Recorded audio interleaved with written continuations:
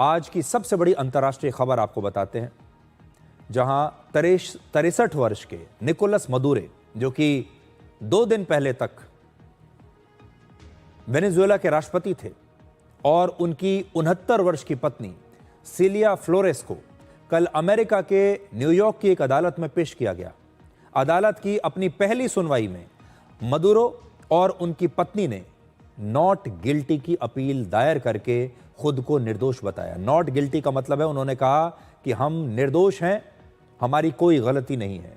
अदालत में मदुरो ने 3 बड़ी बातें कही हैं।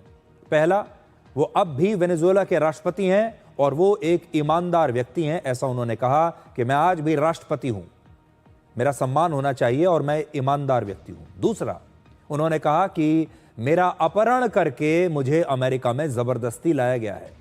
और तीसरा, उनके खिलाफ राजनीतिक मकसद से मुकदमा चलाया जा रहा है। उनके वकीलों ने भी कहा कि मदुरो को जिस तरह से पकड़कर अमेरिका लाया गया वो अंतर्राष्ट्रीय कानून और कानूनी प्रक्रिया का उल्लंघन है।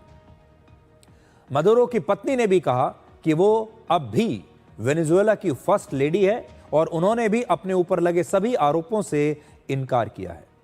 अब अगली सुनवाई 17 मार्च को होगी और 17 मार्च तक मदुरो अमेरिका की ब्रुकलिन जेल में रहेंगे, जिसे धरती का नर्क कहा जाता है। यानी नर्क जैसी स्थिति में वेनेजुएला के इस राष्ट्रपति को वहां पर रखा जाएगा, एक मामूली अपराधी की तरह। मदुरो के वकील अगली सुनवाई में यह तर्क दे सकते हैं कि मदुरो एक स्वतंत्र देश के राष्ट्रपति हैं, इसलिए उन्हें कानूनी तौर पर गिरफ्तारी से छूट मिलनी चाहिए, वो गिरफ्तार नहीं किए जा सकते। मदुरो और उनकी पत्नी पर नार्को टेररिज्म, ड्रग्स की तस्करी और अमेरिका में कोकीन जैसे खतरनाक ड्रग की सप्लाई करने के गंभीर आरोप लगाए गए हैं। और अगर अमेरिकी अदालत मदुरो को दोषी ठहराती है तो उन्हें इसकी सजा में उम्र कैद भी हो सकती है, क्योंकि अमेरिका में ड्रग तस्करी के मामलों में बहुत कड़ी सजा दी जाती है। वहां ड्रग्स के मामलों को बहुत गंभीरता से लिया जाता है, इसलिए उन्होंने सबसे जो गंभीर धाराएं हैं वो लगाई हैं। अब जो तस्वीर आप देख रहे हैं ये 5 जनवरी की तस्वीर है, जिनमें मदुरो और उनकी पत्नी को न्यूयॉर्क की एक अदालत में पेश किया जा रहा था। दोनों के हाथों में हथकड़ियां लगी हुई हैं और अमेरिकी सुरक्षाकर्मी मदुरो और उनकी पत्नी को जकड़कर चल रहे हैं, पकड़े हुए हैं।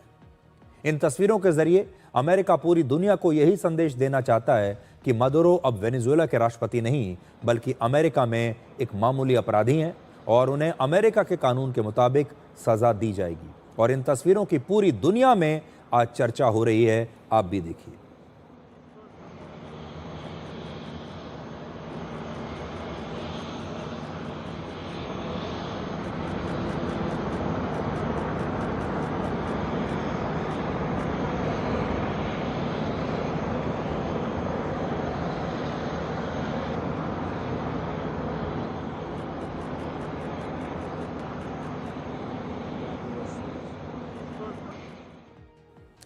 मदुरो और उनकी पत्नी का सार्वजनिक अपमान करके अमेरिका ये दुनिया को बताना चाहता है कि जो भी नेता अमेरिका की बात नहीं सुनता उसका क्या हश्र होगा।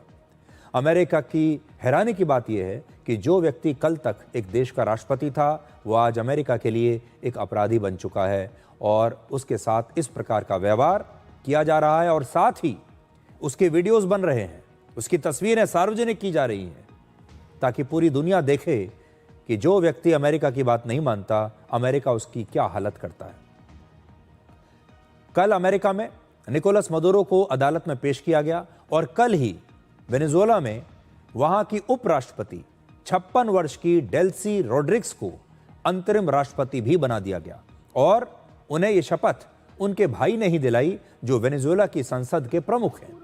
इस दौरान निकोलस मदुरो का 35 साल का बेटा भी वहीं पर मौजूद था और उनके बेटे का नाम है Nicolas Maduro Guerra. Por mi madre, por mi hermano Jorge, por mis sobrinos, la tranquilidad económica y social de nuestro pueblo, y juro entonces sobre las bases de nuestro Padre Libertador en su discurso en Angostura, garantizar un gobierno। तो ये है Venezuela की नई राष्ट्रपति। इसके बाद Venezuela की संसद में निकोलस मदुरो और उनकी पत्नी की एक बड़ी सी तस्वीर का अनावरण किया गया। और ये निकोलस मदुरो के बेटे ने खुद किया। ये तस्वीर देखिए वहां पर लगाई गई। निकोलस मदुरो के जो बेटे हैं वो वेनेजुएला में ही सांसद हैं और वेनेजुएला की सरकार ने कहा है कि वो निकोलस मदुरो को अमेरिका से वापस लाने की हर संभव कोशिश करेगी।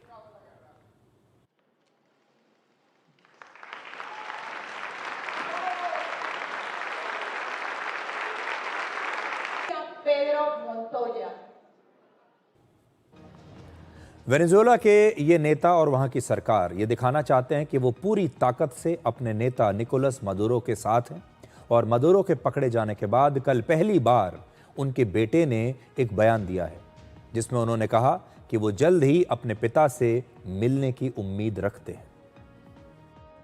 Paz, democracia, soberanía, dignidad, unidad, lucha, batalla y victoria. Y a ti, papá, te digo, hiciste de todos nosotros en la familia gente fuerte. Aquí estamos, cumpliendo hasta que regrese. La patria está en buenas manos, papá.